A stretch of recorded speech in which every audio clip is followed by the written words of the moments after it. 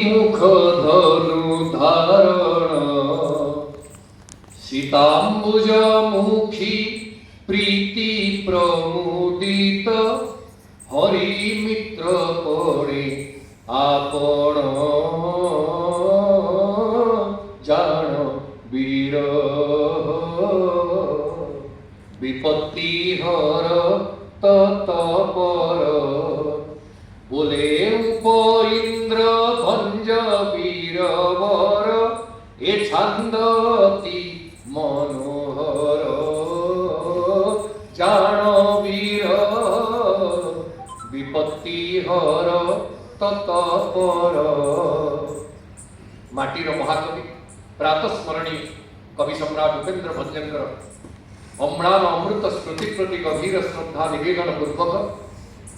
ये अनुष्ठान प्राण प्रतिष्ठाता मोर दिवंगत पितृपाद प्रवक्ता रत्न पंडित जयदेव षडंगीकर श्री चरणारविंदरे प्रणाम ज्ञापन पूर्वक आज आम अनुष्ठान 25 वर्ष पूर्ति उपलक्षे आयोजित ये महार्घ सारस्वत समारोह सम्माननीय मुख्य अतिथि समस्त मंचासीन अतिथि एवं आज संवर्धित कवि श्रीयुक्त त्रिपाठी पर्यंत एवं मंच सम्मुख भाग में उपस्थित थिबा वर्षार राति तापुणे विलंबित राति पर्यंत शुणिबार पिपासा रखिथिबा मोर समस्त सरुद्र शत्रुमंडली को मोर बारंबार आभूम प्रणाम। सुधीवृंद आमे गोटे विचार करके 5 दिन विषय को रखी आमे कहते जे आज होची पंच उपचार प्रथम उपचार दिवस। आमे जाने गंध पुष्प धूप दीप नैवेद्य ये हूँ 5 उपचार पानी निराजना ये 5 उपचार प्रथम उपचार हूँ गंध। आज दिवस जे प्रणम्य कवि कवि सम्राट उपेन्द्र भंज प्रणम्य कवि कौन गंध प्रदान करछंती मां उत्कल भारती ताहा ही आज आलोचनार विषय एवं आप समस्ते जान वर्तमान सबुठू परिचित एवं प्रसिद्ध शब्द हूँ अस्मिता। आपण माने समस्ते ए संपर्क रे गला वर्षे हेलानी ये शब्द आगुरु आमर कोशरे थिले भी तार व्यवहार एते लौकिक नथिला जहाँ वर्तमान समय रे प्राय समस्त मुहर से साहित्यिक हो अण साहित्यिक हो बा अन्य कौनसी वृत्तिधारी हो ये अस्मिता वास्तव में आपण माने जोड़े उदाहरण को जदि नेबे गोटे है पतंजलिकर योग दर्शन साधन पाद बा द्वितीय पाद तार तृतीय सूत्र हो अविद्यास्मिता राग द्वेषाभिनिवेशा क्लेशा ये हूँ सूत्र। ये जो अस्मितार कथा कह ये अस्मिता के आमर क्षतिकारक अस्मिता अहंकार ये जो अस्मितार कथा कह अहंकार किंतु आउ गोटे अस्मितार प्रयोग कले ओडिया साहित्य रे प्रथम प्रयोगकर्ता होती कविवर नारायण से गोटे पद लिखिले अस्मिता विस्मये हेली निमग विराट विराट पर्वत प्रलंबित जलधारा एवं प्रचुर गहन वन भूमि को देखिला परे मु दाक्षिणात्य कि उत्तर पथ कि दक्षिण पथ सबुआड़ को बुलिला परे मु निजर अस्मिता विषय संदेहान नहीं पड़े। एटी अस्मितार अर्थ होची सेंस ऑफ एक्जिस्टेंस मु निजर स्थिति कौन केड़े केड़े प्राकृतिक स्थिति भितरे मुझे अच्छी ये अस्मिता बोध अनेक समय आपको आशंकित कर दिए सतरे मु अच्छी तो ये जो अस्मिता निज स्थिति जाहिर करिवार भाव से आमे 5 दिन कथा से न्याय संजोड़ी मान जोड़ी के रखी एक रहा स्थिति अस्मितार बंधन काली शुणिबे भक्ति भक्तिर पुष्प तापर दिन शुणिबे स्तुतिर धूप तापर दिन शुणिबे भावर दीप बा प्रीतिर दीप एवं शेष शुणिबे नीतिर नैवेद्य कीर्तिर गंध भक्तिर पुष्प स्तुतिर धूप प्रीतिर दीप नीतिर नैवेद्य ये 5 दिन आलोच्य विषय हम आपण माने आम सहित युक्त ही यही उत्साहित करने विनम्र निवेदन। सुधीवृंद अस्मिता कवि सम्राट भंज ओडिशार अस्मिता केमिति अस्मिता जड़े केभली निजर स्वातंत्र्य को प्रतिष्ठापित करेंगे विराट विश्व में निजर स्थिति की प्रकाशित परिवार आस्पर्धा भंजन भली महाकवि केमिति उठे गोटे उदाहरण आपण माने शुणु समस्ते रामायण लिखिले समस्ते रामायण लिखिले ता पूर्व भंजक पूर्वर आपण जो कवि मान देखिले वाल्मीकि आरंभ कर व्यास आरंभ कर कृपा सिद्धा बलराम दास पर्यंत ओडिया अनेक रामायण लिखा है रामायण शतकोटि अपार बहु प्रकार रामायण भंज भी अस्वीकार करना किंतु ता भितर भी अस्मिता केमिति स्थापित हुए तार ज्वलंत उदाहरण दे निजर मन कथा को व्यक्त करिसंति कवि सम्राट भंज कहले वाल्मीकि व्यास कवि जहिरे महाकाव्य के पुराण करे महानाटक बात सुतरे हेले रचिता जे बिहिले काव्य जे कालिदासे चंपू रचना भोजन रे से कृपा सिद्धा गीत प्रकाशे छाड़ी चिंता जे विवेक उदय हेमंत ध्याइजे व्योमे तारका जेबे झल सुथाइजे विभावरी रे ज्योतिरिंगण गण ज्योति की देखांती पूर्ण सुजने सावधान रे सुण छंद रचइजे मो पूर्वरु बहु कवि लिखिछन्ति वाल्मीकि रामायण आदि रामायण व्यासकृत अध्यात्म रामायण भोजकृत चंपू रामायण कालिदासकृत रघुवंश कृपा सिद्धा बलराम दास कृत जगमोहन दांडी रामायण सबु रामायण थिला परे भी मु सेमान को गुरुतुल्य प्रणाम करूची किंतु ता भितरे भी मु अस्मिता को लिभेई दबा पई चाहे नाही उपेंद्र तार अस्मिता को व्यक्त करिवो जुळुजुळिया पोक हेरु पछे मध्य निजर स्वतंत्र दीप्ति निजर स्वतंत्र आलोक को से भितरिबो जहा को अधिक सावलीर करि भंजकर उत्तर दायाद भाव स्वभाव कवि गंगाधर ताको परिपुष्ट करिछन कोन कहिसंती देहे मोर ज्योति थीबा नाही मोते जणा न चाहे मु ज्योतिष करे हेबा पाई कोणा मो देहर ज्योति अछि बोली मु जानिनी कि मु ज्योतिष कहवा पई चाहेनी किंतु चंद्र सूर्य को ठारो किरण मागी आनी की चलिला भली ये उपेंद्र जीवन रे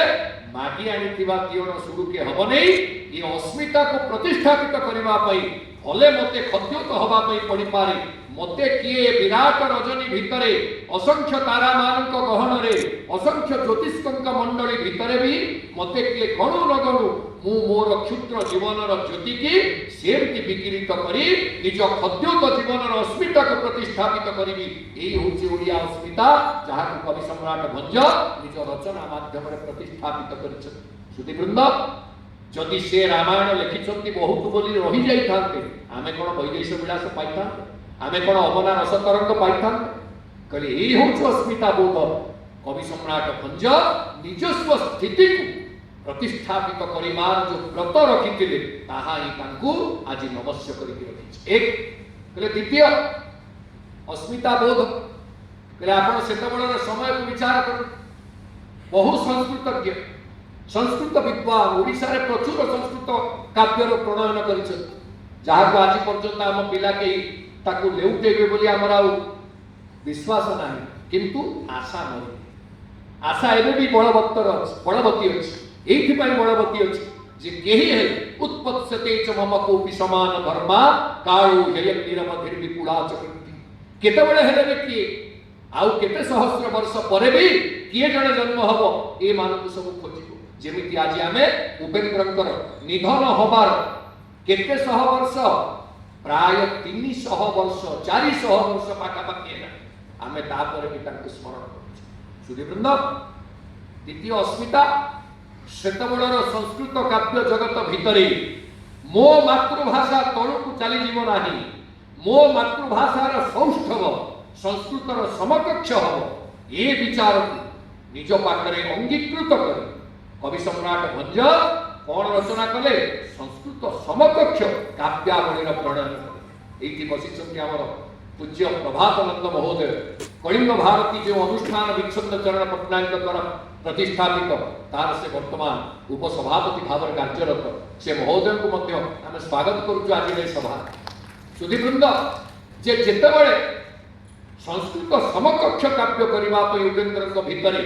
अंगीकार बद्धता आसिला जहाँ कहते अवना रस तरंग संस्कृत रे उ आ अ जेते बना को काटी गोटे कौन सी काव्यर रचना एपर्यंत अति कम मो दृष्टि की आसी एथि संस्कृत विद्वान मध्य अछंती वाराणसी हिंदू विश्वविद्यालय कृति संतान ओडिशा पई गौरव प्रोफेसर हरिकृष्ण मेहर महोदय कले कौन सी जगह बना रही आपण गोटे पद को विचार कर उप इंद्र अघ भय उप इंद्र हर जनम जनम कर भगत तबर जनम जनम कर भगत तबर कोठी आकार अछि कोठी हर्षकार अछि कोठी दीर्घकार दीर्घकार अछि किछि ना उप इंद्र भय उप इंद्र अघ भय उप इंद्र हर अवना रस तरंगर शेष पद आउ एथुरु भाबिबे जदि अवना रस तरंग भात हांडी गोटी आउ जो काव्य मानकर कथा कौन कहबा निजे कहिसंती भंज कहउतले हमर वरेण्य अतिथि घेन नैषधरा नैषधर समकक्ष ये कोटि ब्रह्मांड सुंदरी बोली से घोषणा कर गोटे उदाहरण आपको नैषध आम सब केते पढ़ी तो मुझे जानी किंतु नैषध जितेबाला जड़े न पढ़ला सेतबेले विद्वान मंडली तार स्थिति नथिला विद्यावतां भागवती परीक्षा विद्यावतां नैषध की परीक्षा जे काव्य पाठक तार नैषध होची मापकाठी परीक्षा नवार आ जे आध्यात्मिक पाठक तार भागवत विद्या भागवता बधी बोली संस्कृत रे कहा तेणु जे नैषध न पढ़िला सेतबेले विद्वान मंडली ताको गणा हो नैषधर गोटे विचार कवि सम्राट भंजंकर गोटे विचार को आप तुड़ी दे जापर ये घेन नैषध पराए ठारू आम माटीर अस्मिता पाते आगू जाइछंती कि पछकू जाइछंती कि सेठी ठिया चंद्र रे कलंक चंद्र रे कलंक जेतेबेले नैषधकार को पचरा हला से जोड़िए उदाहरण मो दृष्टि रे पड़ी कौन से जोड़िए उदाहरण ना गोटे होची दमयंतींकर बदन सौंदर्य निर्माण करबा जेतेबेले धाता को उपादान खोजिबा पई पड़िला सौंदर्यर उपादान नेले दमयंतींकर मुखपद्म आहुरी सौंदर्यशाली हबो कोठु आनिबे कहा सहित तुलना हुए ना चंद्र बदन सहित तुलित चंद्र मुख सहित तुलित तेणु चंद्र बदन बोली आमे कहे चंद्र मुख कहे समस्त चंद्र को भल पाती चंद्र बहुत सौंदर्यशाली बोली कहती मु तार दिहरु जदि उपादान नहीं आसीबी दमयंतींकर आ बदनर सौंदर्य रे उणा होते कौन कले कले हृतसारमि बिंदु मंडलम दमयंती बदनाय वेधसा कृत मध्य विलोक्यते धृत गंभीर खनी खनीलिम धृत गंभीर खनी खनीलिम विजोगिनी छंदन रचित ये श्लोक रे आपण मान भाव को दियंतु हृतसारमि बिंदु मंडलम इंदु मंडलटा हृतसारम तार सबु सार नहीं आसे जेतेबेले चंद्र आकाश रे उदीयमान है चंद्रक ठारू सबु सार काढ़ी आनिले चंद्रमंडलटा कणा है आ सबु तो पळे आसला किछि रहिलानी चंद्रमंडलटा कणा हे जीवा ता पछपटे कोन अछंती आकाश अछंती नीला आकाश से नीला आकाशर दृश्यटा चंद्रमंडलर कलंक भଳି देखा जाउची जेहेतु चंद्रक ठारू सार सौंदर्यर तत्व सबुको धाता नै कृत सार विबिंदु मंडलम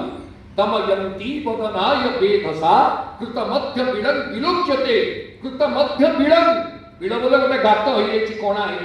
विलोक्यते द्रुत गंभीर खनी खनीलिम खस्य नीलिमा आकाशर नीलिमा तो प्रतिभात होची खनी नीलिमा कहले ये होची नैषध कवि सम्राट भंज को पचराला चंद्र रे कलंक काहेकी वैदेश विलास आपण माने समस्त अष्टम छंद को मने पका कौन कहउछन कवि सम्राट भंज बिहु समुद्र मंथन चंद्र जन्म जेउ काले विहीन क्षीण कलंक जान निर्मल होइथिले पदमे जान कीर समान मन जानिती सेही बिंब वेष्टन नोहिला वर्ण भावे टीकाटी दे कहले ये चंद्र रु आनिकी परिश्रम करिकी गात हेकी आकाश देखा जिबा नैषध कवि सम्राट भंजकर वर्णना केमती शिक्षक मान सब खाता देखते पिला परीक्षा खाता जे भूल करदा शिक्षक कौन करते एमती से भूल ऊपर गोटे गोल मारिक एमती छक मार ए गोटा कर चंद्र आ जानकी महारानी मुख ये दीटा जाक समान है चंद्र आगु निर्मल थे कलंक नी बिहु समुद्र मंथन चंद्र जन्म जेउ कालु विहीन क्षीण कलंक जान निर्मल होते से निर्मल थे किसी कलंक नथिला जो दिन सी भाविले मु सीतांकर बदन चंद्र ठार आहरी बेसी विधाता विचार कला अरे ये तो मोटे सठिक उत्तर नुह कौन कले विधाता गोटे एमती बुले चंद्र देखा गोल ना गोटे गोल बुली जाए जो काणी चुपाक पड़ जाए छक मरा सेटा हूँ कलंक चंद्र रे वास्तव में कलंक नथिला सीता सहित प्रतिद्वंदिता करिवार अभिप्सा जो दिन चंद्र पाखे आसिला उत्तर भूल हो गला तेणु छक मार कलंक देखा आपन को कौ उपमा मु गौड़ गुरु बोली कौटी कवि कहि कवि कवि कौन करती जान कवि निज मन को किसी लिखती जमी आशु कवि कृष्णचंद्र त्रिपाठी आप चलीगला बेले कविता लिखिपार ये दक्षता थिबार मु अनुप्राणित पाखे किंतु ये कवित्व से केवल कस्टोडियन से केवल फल रोगी दबा लोक आउ कवि मान कौन पराकाष्ठा केमी से कविता लिखन गोटे सुंदर श्लोक संस्कृत अच्छे दैवीं वाचमुपासते हि कवय सारंच सारस्वतम जानीते नितरामसौ गुरुकुल क्लिष्टो मुरारी कवि अवधिर लंघित एव बानर भटै किं पश्य गंभीरता मापाताल निमग्न पीबर बबू और जानाति मंथाच आपण माने कवि मानकर रचनार जो उत्सव सेटा होची दैवीं वाचम उपासते हि कवय सारंच सारस्वतम देवता माने डाकी दियंती कवि माने केवल उतारण कवि सम्राट भंज कौन कहले तारक मंत्र पर साधे मोहर कविपण उदे मु निजे कवित्व प्रकाश करूनी तारक मंत्र साधना फल जो प्रभु तुम आराध्य भाव में उपासना करी प्रेरणा मोर कवित्व स्फुरित होइछि मोर मु कवित्व करिनी मते कवित्व करे दैछन्ति मोर आराध्य राम राम तारक मंत्र अध्याय स्वाध्याय फल मु आज कवित्व लाभ कर तेणु दैवीं वाचम उपासते तेणु से जो दैवी वाक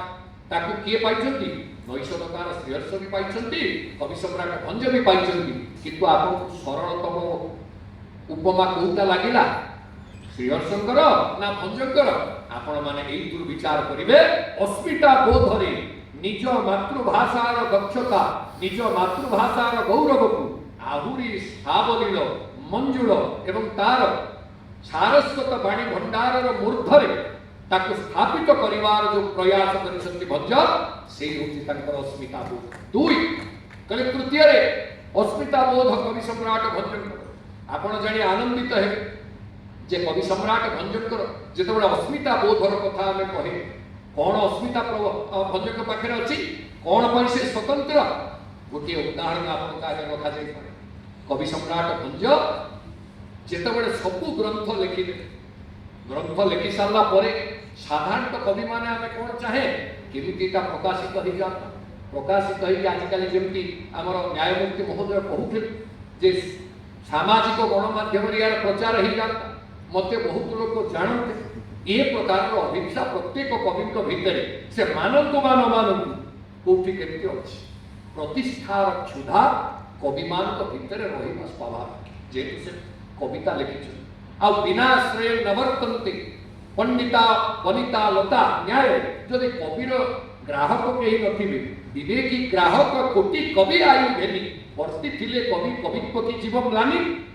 कवित्व म्लान हेनी जे पर्यंत विवेकी ग्राहक थे तेणु कवि सम्राट भंज सबू लिखिदेला आपण समग्र पृथ्वी गोटे कवि चिन्ह जी कह मोर ए कविता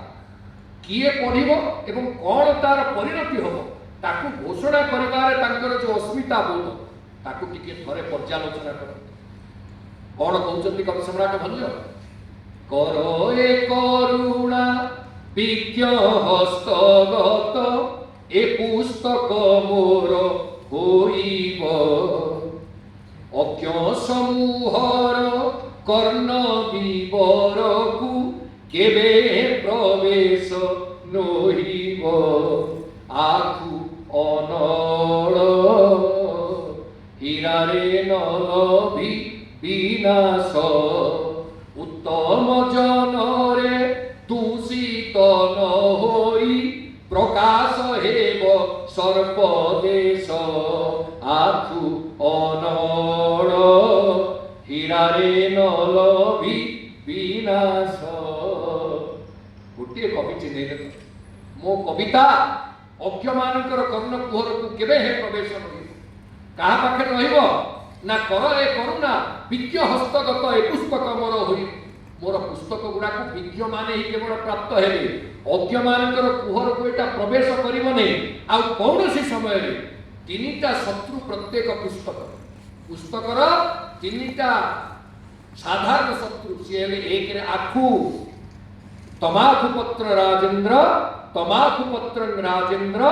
भज मा ज्ञानदायक तमाखु पत्र राजेंद्र भज मा ज्ञानदायक आपण माने आखु बोले कोन आखु बोले होची मूसा आखु पत्र होचंती गणेश कहले आखु मूसा मो बही नष्ट करि पारे अनड़ निया मोर पुस्तक को पोड़ी पारि हीरा पिंपुड़ी बा उई मो पुस्तक को खाई पारि व्हाइट एंड उई मोर खाई पारिबोनी अनड़ पोड़ी पारिबोनी कि मूसा ताकू काटी पारिबोनी कौनसी अज्ञ पाखक जीवनी विज्ञ पाखे रहिबो आ कौनसी उत्तम जन ताकू दूषित करिबो नाही वर्तमान समय भंज साहित्यर प्रचार प्रसार पाई आमे समस्ते कौन करिचे धरुतीय निज अंतर को पचारि बुझ ए राजधानी रे मते 47 पुरी के 48 चलछ जेबे ठारू हेतु हे पिता पितामह परे जेते बड़े राजधानी रे विभिन्न सभा रे बसी केबे हेले कौनसी जगह रे भंज साहित्य आलोचना हबो आ ताकू आकंठ सुनिबार सुजोग मिलिबो सरकारी स्तर रे दीर्घ 80 शतक पर 2025 हवा पे जाउची हेला कोठी होची सबु बेसरकारी स्तर जिए करूछन सिए होचंती मुष्टि में बसिचंती हमर प्रभात नंद महोदय टिके पूर्वरु थिले छेन स्वस्ति साहित्य संसद जे प्रतिष्ठाता हमर राजीव पाणी महोदय राउरकेला इस्पात नगर रे होची भंज जयंती अथच भुवनेश्वर रे भंज जयंती कले आपण माने देखुथिबे परिवेश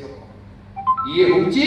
भंज साहित्य प्रति आम भितर थिबा आमे अस्मिता कहूचे बड्ड रटी करूचे किंतु अस्मितार बोध हमकु केते प्रभावित करिछि ताको अनुशीलन आउ गोटे कथा कहि मोर बाणी के विराम दे सबुदिन अल्प हबो स्वल्प मप्यस्य धर्मस्य त्रायति महतु भय कवि सम्राट भंजकर अस्मिता ओडिया ओडिया हम कहूचे ना ओडिया जन जीवन रे कवि सम्राट भंजकर स्थिति की आपण माने जदि निरीक्षण करिवे लावण्यवतीर माळिनीर वेश केबे भूलिबे एथु अनंत रे सुन रस देखो ए माळिनी वेश टभा फल पड़ी खोसा खोसीची जोसा जे आ गोटे जोसा देखे टभा फल भली खोसा कष्ट हो जाऊनी आम टभा फल भली खोसा खोसीची जोसा कहले पणत देइछि सिरे सिरे पणत अछि गोटे माल्या तार वेशभूषा देखो खांटी ओडियाणी मधुर वेश केमिति से स्थानित कर कहले पणत देइछि सिरे धरिछि दक्षिण करे जड़े उदाहरण पकेले एम धरे नारी कहले धरिछि दक्षिण करे मुख हसिला पराए कि शोभा पाए जे हस हस मुह टिके आड़ आखिरे चाहुछि पणतटा को अधा गाल घोड़े दक्षिण कर धरी एपटे मस्तक तार पणत आवृत कर ओडिया अस्मिता एक कथा को आप अस्वीकार करें कवि सम्राट भंज जहाँ लिखिं केते आमे ताकू निज जीवन चर्चा पालन करें मंदिर को जीवा मुंडिया मारिबा सेठी भी आप देखिए ये ओढ़णी आना ओढ़णी गोटे जो परिवेश थिला जो प्रयोग थिला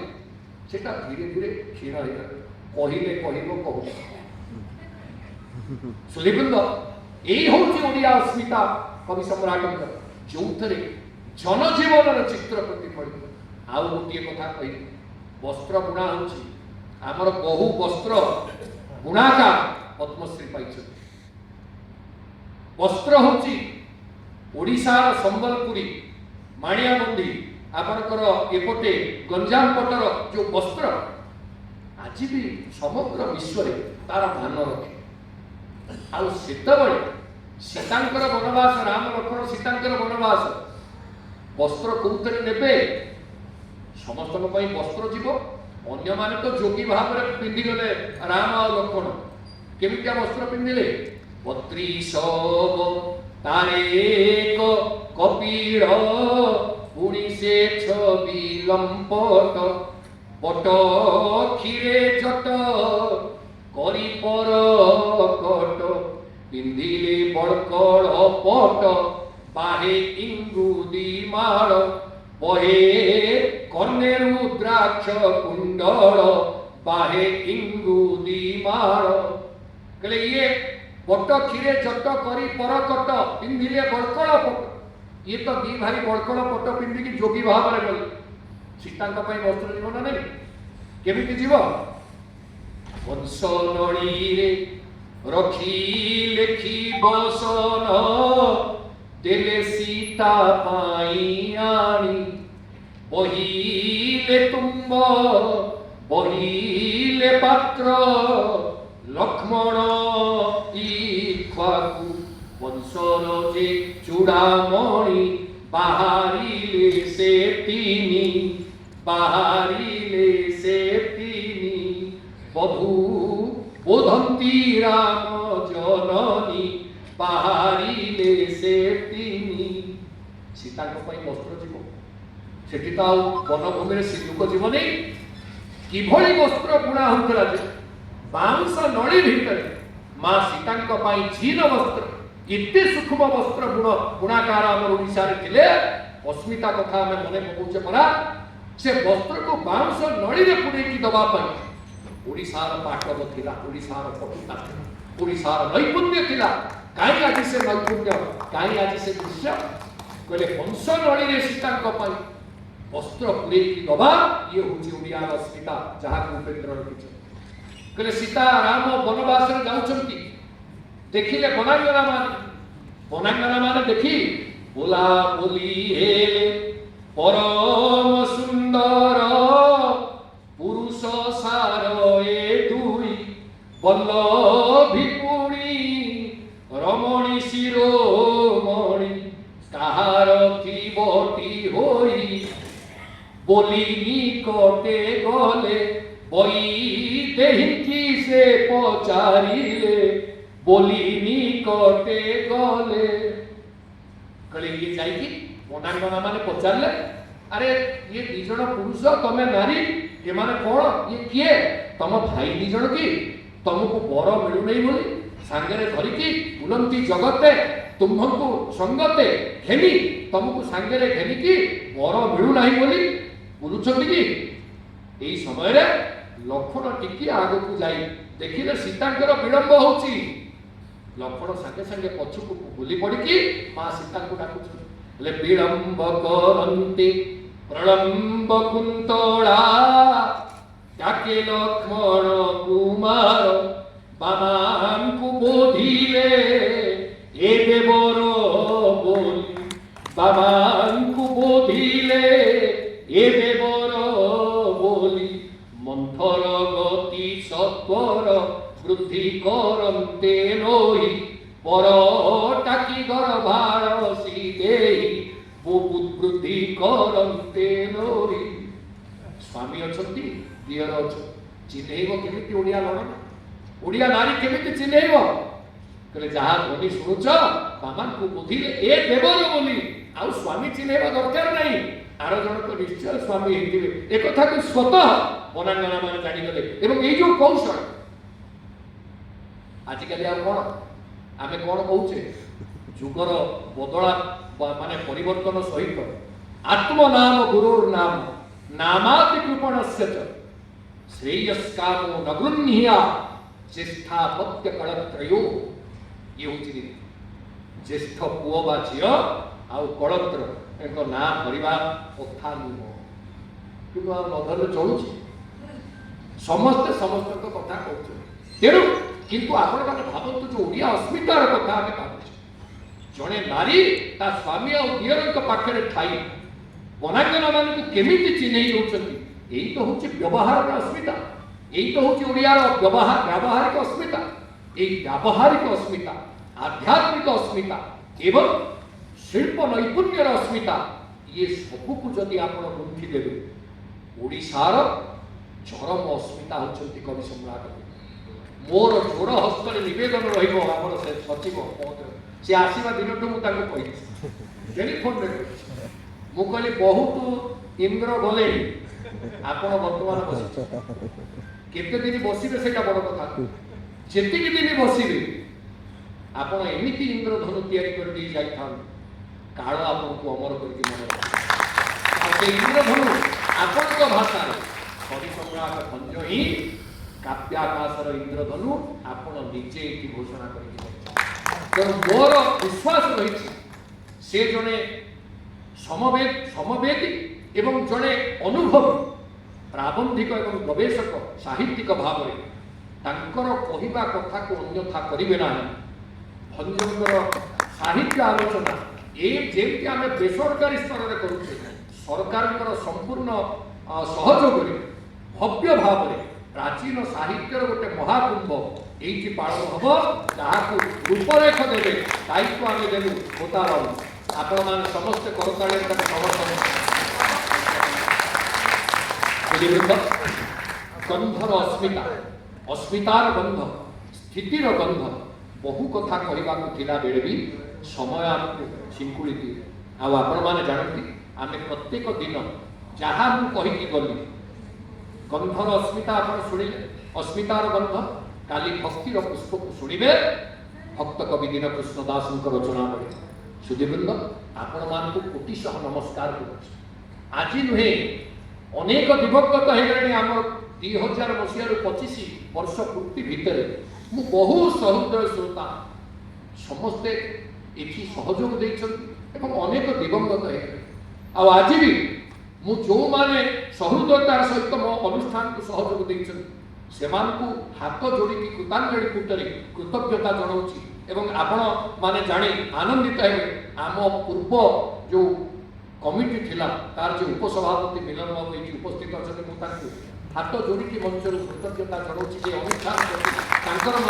बहु भूमिका रही जहाँ मनस्वी कार्य तेणु यही प्रकार जदि साहित्य को बचेवा जड़े संकल्प नब अर्थ मोटे बाधक नुहे मुझे भावी जे कौन प्रकार अर्थ बाधक हम सामर्थ्य भी बाधक नुहे केवल मनोभाव जदि आमर दृढ़ता आसी जाए भंज अमर हो समस्त को नमस्कार। आमर धन्यवाद अर्पण करने 2 मिनिट आप समय मांगी औपचारिकता भाव में हम मु धन्यवाद अर्पण करने आमर सदस्य गिरिजा प्रसाद मिश्र महोदय को निवेदन करी से धन्यवाद पर्व पालन